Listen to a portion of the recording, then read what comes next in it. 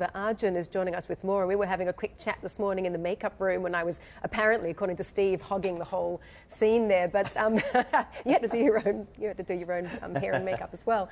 And I was saying, oh, you're on the tech beat today, and you're saying, no, I'm on the political beat. This is very political. This is very political. This is another showdown here between the EU and big tech, and the EU is now armed with this new law, the Digital Markets Act, which is a very big piece of legislation across so many different areas of the way tech businesses behave in particular. And the investigations, the 5 of them, all relate to various parts of this. The first 2 against Apple and Alphabet, for example, relate to what's known as anti-steering laws. That is, if under the DMA, tech firms aren't allowed to block apps from telling their users about cheaper subscriptions or offerings elsewhere. For example, if you're a music streaming business and you're charging $9.99, for example, within your app, but you've got a deal on your website for $7.99, Apple or Google aren't allowed to block you from telling users about that. The European Commission's arguing that both Apple and Alphabet right now are in violation of that, and they're imposing restrictions on and limitations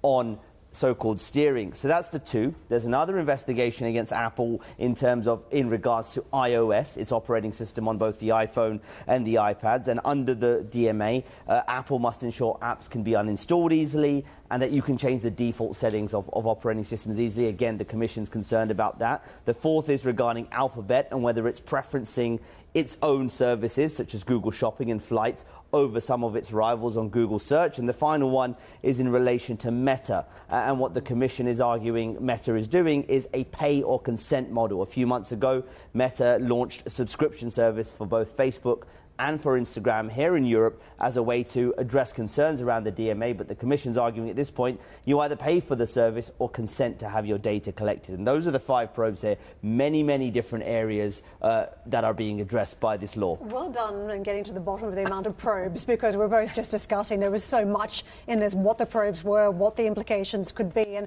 to me, the wash-up was that there's just a ton of heat now coming from the Europeans, that all the regulation we thought could be forthcoming and wasn't, has now just hit.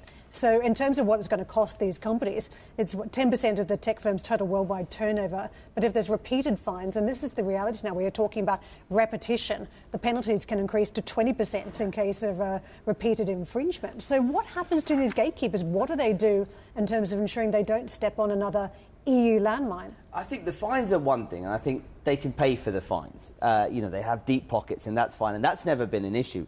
The biggest question, and this has been ever since GDPR came in all these years ago, was, do the behaviors of the tech companies change? Do the fundamentals that have allowed them to become these huge beasts, to lock in users into their ecosystems and continue to upsell on things like services, do those behaviors change? You think about Apple's services business, a multi-tens of billions of dollars business. If that starts to erode because of the way that they need to change their product in Europe, that could be, I think, a bigger concern than the fine. So you've already seen Apple saying that it will allow so-called side-loading of apps, so apps that don't come from its app store. Now, that bypasses Apple's 30% fee, and if people are allowed to sign up to subscriptions outside of Apple's payment systems, again, those are fees that Apple's not going to get.